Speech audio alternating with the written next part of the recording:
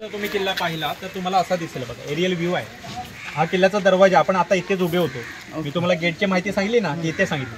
आणि हे रस्त्याला वळण दिसतंय बघा, हत्ती किंवा लाकडाचा उणक्याचा वापर होऊ नये म्हणून तयार केलेली रचना. इथून आपण सरळ आलो. येताना मी तुम्हाला सांगितलं ना घोडे तलाव आहे, तो हा घोडे तलाव आहे. तो जाताना बघायचा आपल्याला. तर इथून आपण सरळ आता इथपर्यंत आलेलो आहोत. हे लोकांची घरं आहेत मावळ्यांची. पूर्वी लोक इकडे राहायचे, आता इथे राहतात 18 कुटुंब.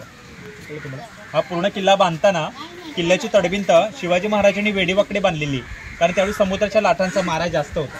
तडभिंत सरळ बांधली असती, तुटून गेली असती. समुद्रात पाण्यामध्ये खडक बघितले ना, शत्रूंची जहाजं किल्ल्यापर्यंत पोहोचू नये, शत्रू जवळ येऊ नये किल्ल्याच्या. जर दगड काढले असते ना शिवाजी महाराजांनी, समुद्र खोल झाला असता आणि शत्रूंची जहाजं किल्ल्यापर्यंत आली असती, पोहोचली असते. शत्रू जवळ पोहोचून येऊन पाण्यात ते खडक तशीच ठेवले.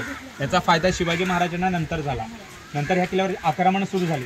त्यावेळी इंग्रज पोर्तुगीजांची जहाजं ती चारी बाजून यायची, पण खडकं दिसायची नाहीत. त्या खडकांना आदळायची जहाजं त्यांची, शत्रूंची, आणि ती तुटून जायची, ब्रेक व्हायची. म्हणून किल्ला कधी लढून शत्रूंना जिंकता आला नाही.